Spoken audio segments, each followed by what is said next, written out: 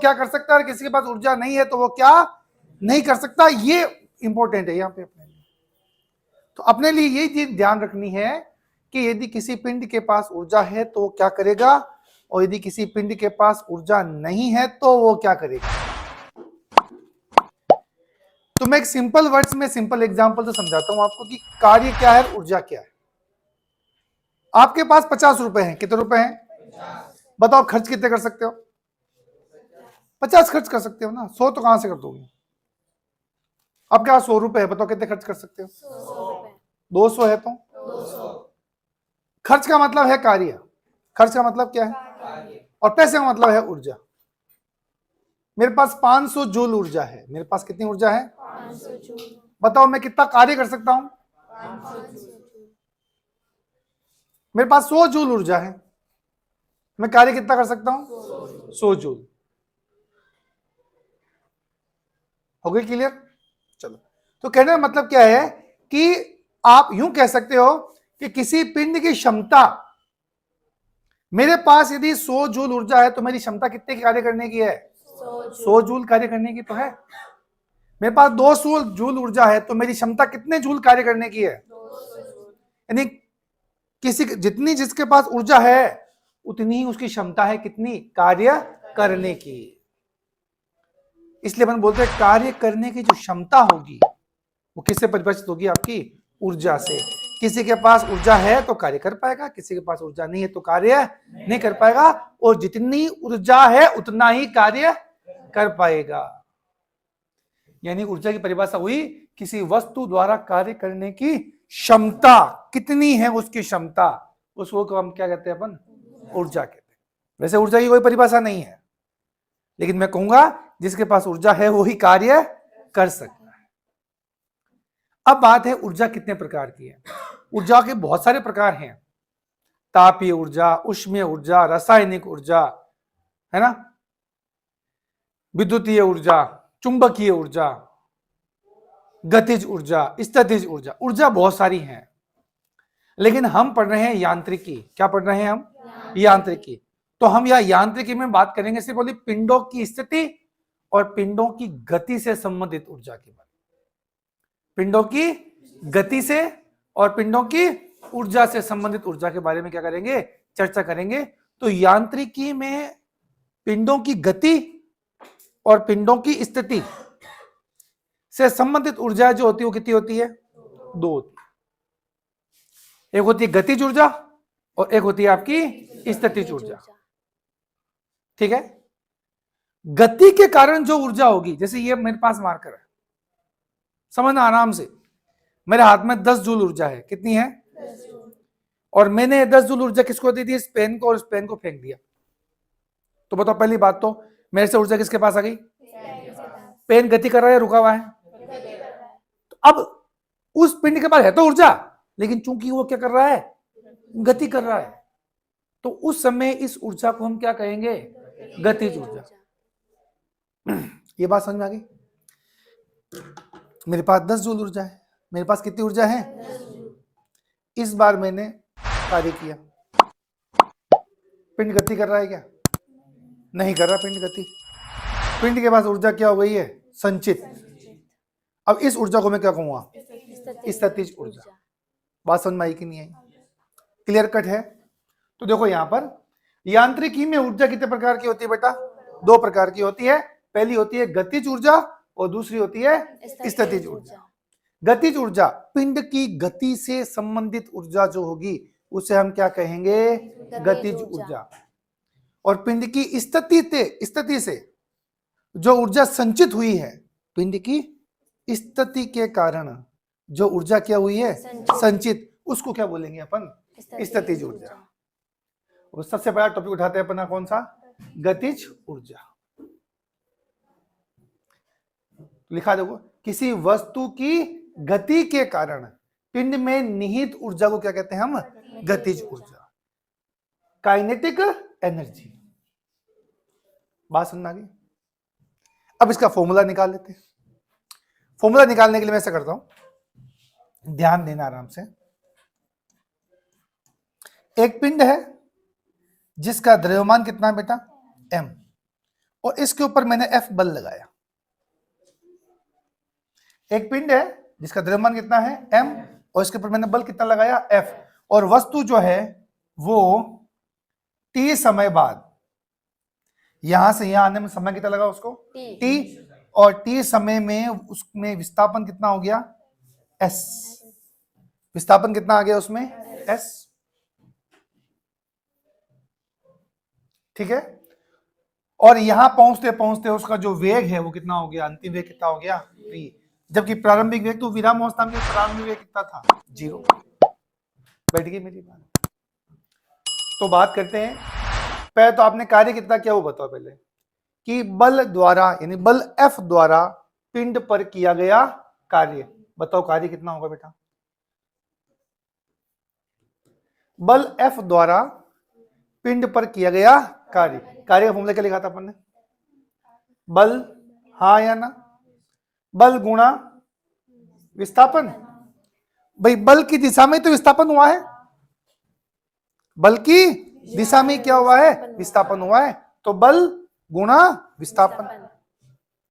अब याद करो न्यूटन की गति का द्वितीय नियम, न्यूटन की गति का द्वितीय नियम याद आया कुछ, किसी वस्तु के संवेग में परिवर्तन की दर आरोपित बाह्य बल के बराबर होती है। फिर अपन ने कहा उसको यदि द्रव्यमान नियत हो, क्या द्रव्यमान नियत है क्या, द्रव्यमान नियत है ना, क्या कर रहे हो आप, द्रव्यमान क्या है आपका नियत, तो द्रव्यमान नियत, तो फिर फॉर्मूला क्या आया था, F बराबर एम ए, F बराबर एम ए, यही तो आया। Yes sir. तो अब मैं F बराबर क्या लिख सकता हूं, एम ए भी तो लिख सकता हूं, तो न्यूटन की गति के द्वितीय नियम से मैं लिख दिया F बराबर क्या लिख दिया मैंने एम ए, समझ में आ गई क्या। तो ये कार्य W जो है वो आया मेरा द्रव्यमान गुणा त्वरण गुणा विस्थापन, ठीक है। अब गति के समीकरण याद करते हैं, क्या याद करते हैं अपन, गति के समीकरण, गति के तृतीय समीकरण याद कीजिए।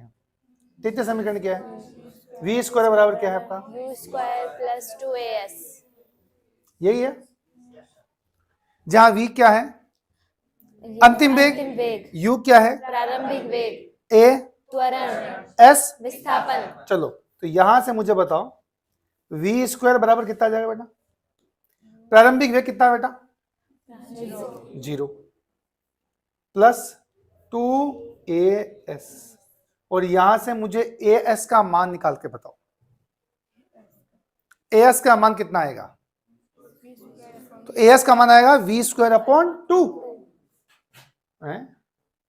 as का मान पूछा है मैंने आपसे, तो as का मान कितना आ जाएगा v स्क्वायर अपॉन 2, सही है क्या, यस सर। as का मान आ गया v स्क्वायर अपॉन 2।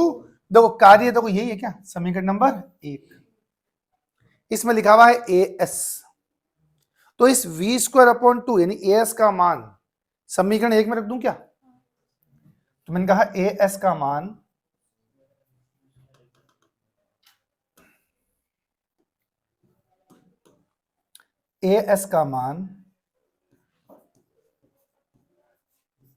समीकरण 1 में रखने पर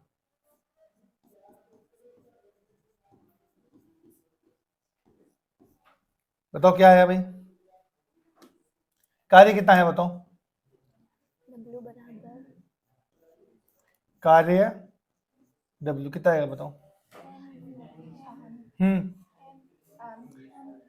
भाई m तो है ही, और as कितना है आपका v स्क्वायर अपॉन 2, यानी हाफ m v स्क्वायर, हाँ या ना, यस सर। यानी यहां से एक बात निकाला अपन ने कि इस पर क्या लगाया, बल लगाया F, समझना, बल लगाया F, और बल लगाने से इस वस्तु में वे कितना आ गया v, बताओ आपने कार्य कितना किया, वापस हम सुनो, इस पिंड का द्रव्यमान है m, द्रव्यमान कितना है प्रारंभिक वेग कितना है 0, आपने बल लगाकर इसमें वेग लेके आ गए v, बताओ कार्य कितना किया, हाफ एम वी स्क्वायर, ये तो कार्य किया, कार्य कितना किया हाफ एम वी स्क्वायर। अब शुरुआत वाली बात याद करो, मेरे हाथ में है 10 जूल ऊर्जा, कितनी है 10 जूल ऊर्जा, और मैंने कार्य किया, मतलब 10 जूल कार्य किया, बताओ ऊर्जा कहां चली जाएगी? इसके पास, वो गति कर रहा है। जितना कार्य करूंगा उतनी ही ऊर्जा क्या चली जाएगी? उस पिंड में चली जाएगी। तो भाई आपने कार्य कितना किया? Half mv²। आपने किया ना, किस पर? पिंड पर किया। आपने कार्य किया 1/2 mv², यानी इतनी ऊर्जा किसके पास आ गई? पिंड के पास। और तो पिंड के पास ऊर्जा कितनी है बताओ आप? Half mv²। और पिंड गति कर रहा है कि नहीं कर रहा? कर रहा है। और गति करते टाइम जो उसके पास ऊर्जा होती है उसको क्या बोलते हैं? गतिज ऊर्जा। बस, तो गतिज ऊर्जा का फॉर्मूला क्या आ गया? Half half mv²। आया कि नहीं आया समझ? तो बोलते हैं अतः ये जो कार्य है वही किसके बराबर होगा? गतिज ऊर्जा के। समझ में आ गई मेरी बात? तो लिख दो इसको, अतः यही किया गया कार्य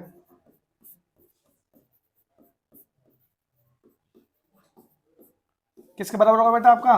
गतिज ऊर्जा। किसकी गतिज ऊर्जा? पिंड की। पिंड की गतिज ऊर्जा। गतिज ऊर्जा के बराबर। ऐसा कारण समझ में आया कि नहीं आया कि ये लाइन क्यों लिखी? अतः गतिज ऊर्जा का अपने पास एक सूत्र आ गया, और वो कितना आ गया बेटा? 1/2 mv²। यह है काइनेटिक एनर्जी का फॉर्मूला, 1/2 mv²। समझ में आ रहा? अब यार ना, मेरे को किसी ने बताया था कि संवेग होता है द्रव्यमान गुणा वेग। संवेग क्या होता है? द्रव्यमान गुणा वेग। तो क्या इसको यहां पर इस रूप में भी लेके आ सकते हैं क्या?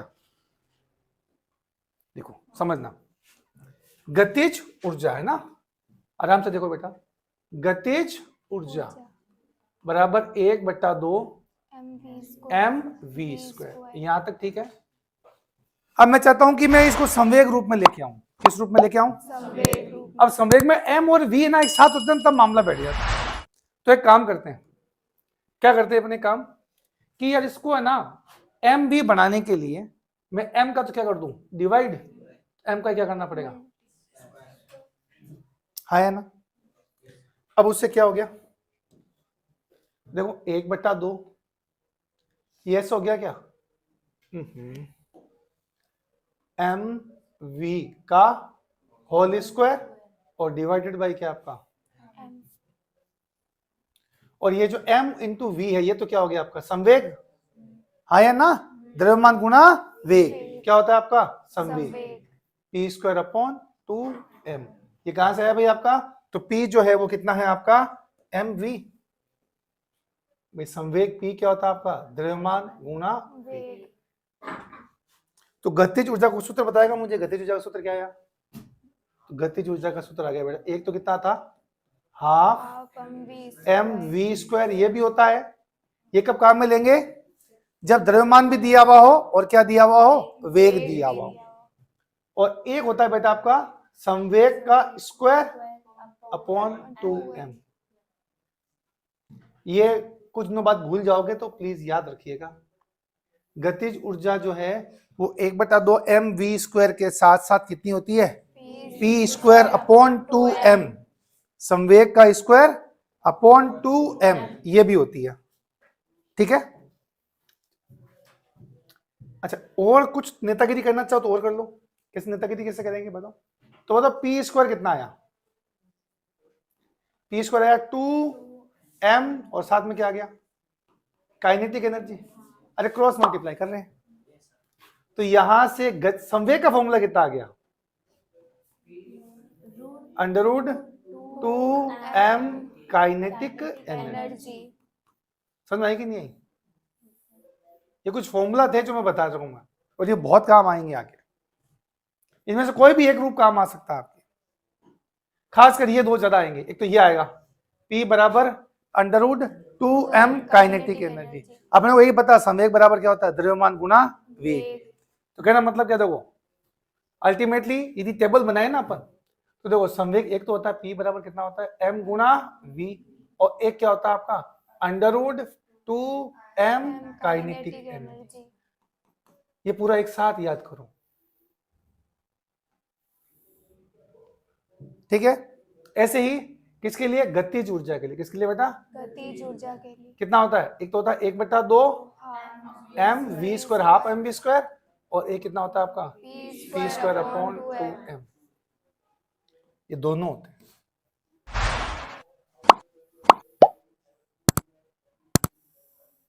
ये दोनों अब समझ में आएगी नहीं आई, पक्का, लोग याद कर लो, नहीं कोई दिक्कत नहीं है।